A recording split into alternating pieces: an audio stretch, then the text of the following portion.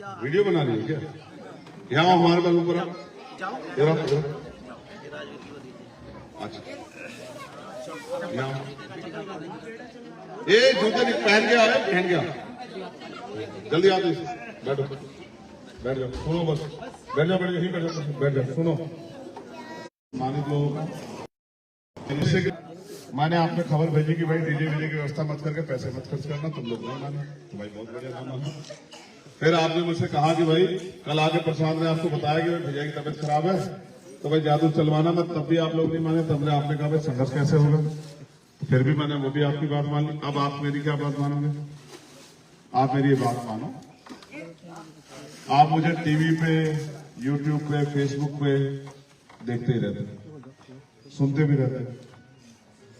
एक सूत्रीय कार्यक्रम है मेरे पास कि इस देश का गरीब, मजदूर, किसान, नौजवान, महिलाएं और हक वंचित समाज के लोगों को बराबर की हिस्सेदारी मिले। जो गाना चल रहा था ना कि सभी को हक मिले बराबरी का, तो बराबरी का हक मिले कैसे?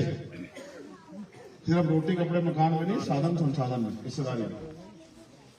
और वो आसानी से नहीं होगा क्योंकि जो लोग काबिज हुए बैठे हैं वो इतनी आसानी से छोड़ेंगे, गन्ना से जो करे बैठे हैं वो नहीं छोड़ेंगे, तो उनसे ताकत बना के लेना पड़ेगा। ठीक है? ताकत कैसे बनेगी लोकतंत्र में? लोकतंत्र में ताकत मिलती है वोट। जब आप अपने वोट को एक एक वोट की ताकत से जनसंख्या को मजबूत करोगे तो ताकत बन जाएगी। ताकत बनेगी, कलम की ताकत आएगी। अब मैंने इसको, मैं बैठा कुर्सी पे बैठ गया, आपने मेरे लिए अच्छा सोफा लगाया था, उसमें तो ताकत नहीं। ताकत उस कुर्सी में जहां से फैसले होते हैं, जहां से इनकलाब तैयार होता है, जहां से अपनी बात रख के भविष्य की योजनाएं बनती है, जहां सवाल किया जाएगा, पूछा जाएगा कि नगीना लोकसभा में कोई एम्स क्यों नहीं है, तो नगीना लोकसभा के लोगों को भी एम्स की जरूरत है, वहां भी अच्छे इलाज की जरूरत है।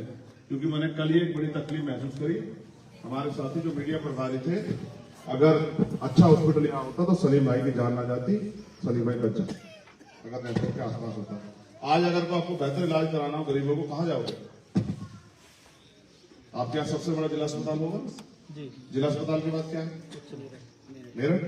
तो मेरठ जाने तक कौन बच रहा है? मेरठ जाते जाने बहुत ज्यादा कैजुअलिटी समझ रहे? बहुत कैजुअलिटी होती है, मैं तो समझता हूँ ना। और आपके गांव के रास्ते आपने देखा किस तरह के हैं? बहुत सारी समस्याएं, बहुत सारे ऐसे गांव हैं जिनके बरसात आने के बाद वही सब खट जाते हैं रास्ते। तो जैसे मेरठ में यूनिवर्सिटी है तो भाई यहाँ तो यूनिवर्सिटी नहीं है, क्यों नहीं है भाई? यहाँ जनता लोग नहीं रहते, यहाँ पढ़ने वाले लोग नहीं रहते, तो यहाँ अच्छे कॉलेज, अच्छे विश्वविद्यालय क्यों नहीं? कभी किसी ने सवाल नहीं पूछा तो सरकार ने कभी देखा ही नहीं। ये लोकतंत्र है, जब तक आप अपने हक की बात नहीं रखोगे तब तक कोई सुनवाई नहीं होगी, क्योंकि सुनवाई उनकी होगी जिनका नेता बोलेगा, जिनका नेता सवाल खड़ा करेगा, जिनका नेता जाके अपने सवाल की कागज बना के और सदन में सवाल पूछेगा, उसके लिए सुनवाई होगी। अगर देखो यही बराबर में हरिद्वार यहाँ से कितनी दूर है प्रधान जी? 40-45 किलोमीटर। वहां एक जगह है रोशनाबाद, जानते हो आप लोग? क्यों जानते हो? रोशनाबाद में एक इंडस्ट्रियल एरिया लगा, सरकार ने लगाया। आज वहां कम से कम 2-2.5 लाख लोगों को रोजगार मिलता है। हमारे बच्चे भी यहाँ से जाते हैं पढ़े लिखे फैक्ट्री में काम करने के लिए। आपके यहाँ भी लगा हुआ इंडस्ट्रियल एरिया, यहाँ के लोगों को रोजगार की जरूरत है क्या? किसान को अपनी फसल के दाम के लिए सड़कों पर आंदोलन करना पड़ रहा है। किसान का अगर 5,000 रुपए का बिल होगा तो माफ नहीं होगा, जबकि सरकार ने वादा किया था, नहीं किया था कि हम किसानों को बिजली फ्री करेंगे, लेकिन लाखों करोड़ रुपए तो अडानी अंबानी के माफ कर किसानों को कुछ नहीं किया। आज अगर अच्छी शिक्षा चाहिए तो प्राइवेट के इतने बड़े बड़े स्कूल हैं जिनमें गरीब का बच्चा कुछ भी नहीं सकता। अगर अच्छा इलाज चाहिए, तुम्हें भी इलाज चाहिए।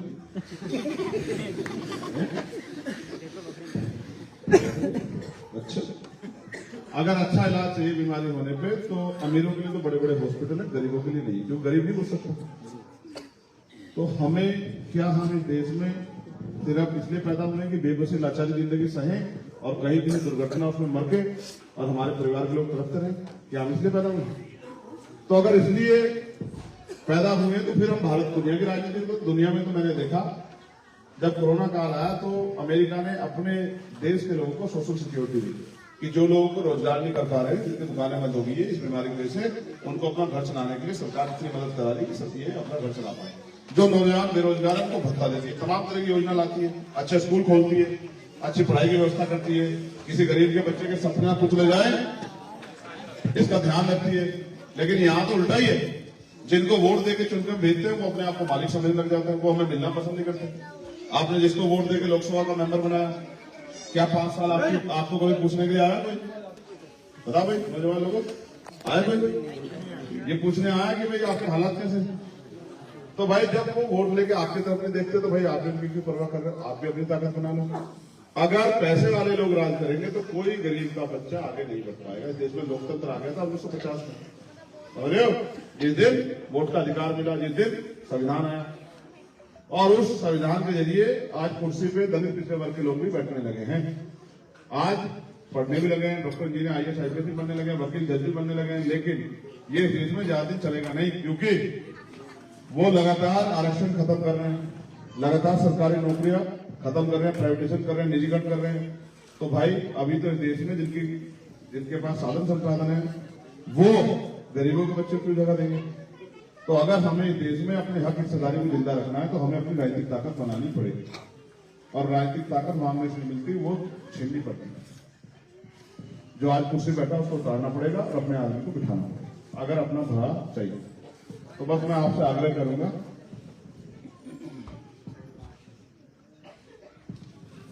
मुझे कभी कभी अपने लोगों पे तरस भी आता है कि 200 रुपए कमाते हैं, 50-60 रुपए तो बेचारे शराब नहीं वो कर देते हैं, बच्चे भूखे रह जाते हैं घर में, लेकिन इनको अपने सुख सुविधा के अलावा कुछ दिखता नहीं। जिम्मेदार होने का मतलब ये नहीं कि आपने अच्छे कपड़े पहन रखे, जिम्मेदार होने का मतलब ये नहीं कि आप अच्छा बोलते, जिम्मेदार का मतलब ये है कि आप अपने परिवार का, अपने क्षेत्र का कैसे ख्याल रखते हैं, आप अपने हक अधिकार के प्रति जागरूक हैं या नहीं। मैं तो नौजवान से कहूंगा, ये गुरु घर है ना, अगर सच में वास्तविकता में कुछ कदम उठने का हो तो इतने ताकतवर बनो कि अपनी सुख सुविधा की चीजें अपने हाथ से खरीद सको, और वो खरीद सको जिनकी तुम्हारी हैसियत बन जाए। ये नहीं कि किसी जो दया पे दे दिया उसे भी चलते रहो। ये लोकतंत्र इसलिए नहीं आया, ये तो राज करने के लिए आया था, गरीबों कमजोरों के लिए।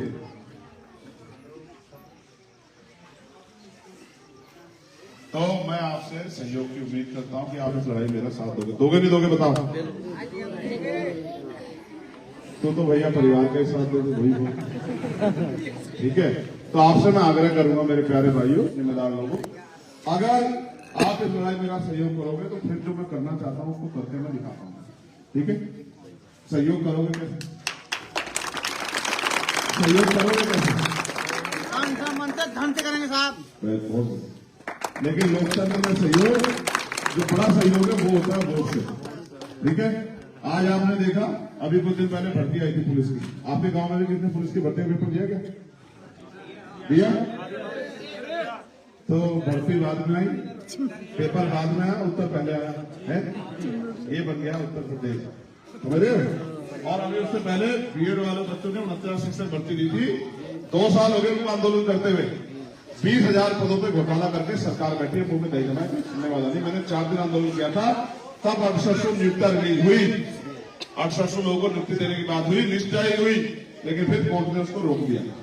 तो भाई अगर रोजगार नहीं होगा, ताकत नहीं होगी, तो भाई घर में सुख सुविधा कैसे आएगी? तो इसमें काम कर रहे हैं आप, उनकी कुर्सी अच्छी नहीं, तब ठीक हो जाएगा, ठीक है? तो आप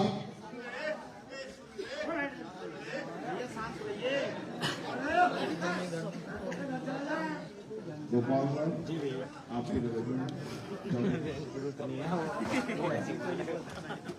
आप उधर का ध्यान दो हमारे लोगों को, क्योंकि जीवन में कोई खुशी तो है नहीं, तो इनमें भी थोड़ा आना ज्यादा खुशहाल हो लेते हैं। सच में तो यह है कि हमारी जिंदगी खुश होने जैसा कुछ है नहीं। अगर खुश होने जैसा कुछ हो तो घर में जाकर देखो, आपको पता लग जाएगा। कुछ नहीं हम पे खुश होने जैसा। सच तो यह है कि अगर मेहनत मजदूरी नहीं करते तो दूसरे टाइप की रोटी भी नहीं मिलेगी, ठीक है? ऐसी जिंदगी जीने से अच्छा है कि अपने हक अधिकारों के लिए लड़ो, ठीक है? अगर आप केतली के चुनाव स्थान पर वोट दोगे तो चमचेगा ताकत होगा, चमचेगा ताकत होगा, तो हक अधिकार की अभी तक तो मैंने सब लड़ाई लड़ी। आगे जो लड़ाई सड़कों पे थी वो सदन में जाएगी और सरकार को मजबूर किया जाएगा कि वो हमारे हकों के बारे में सोचे, आपके क्षेत्र के बारे में सोचे, ठीक है? इसलिए मैं आपसे आग्रह करूंगा कि जब इस बार लोकसभा चुनाव आए तो आपने सब लोग को अजमा कर देखा, इस बार इस लड़ाई को लड़ने का मौका चंद्रशेखर आजाद को देंगे नहीं देंगे? दोनों हाथ उठा के बता दो जो मौका देंगे। देखो क्या बाबा, ये जो आगे दो लोग बैठे हैं हमारी कुर्सी पे, नहीं सब साथ है नहीं है? दोनों हाथ उठाओ ना, दूसरा भी उठाओ, दूसरा भी उठाओ। बात करूंगा साहब। शांत हो जाओ, शांत। तो बहुत बहुत धन्यवाद, क्योंकि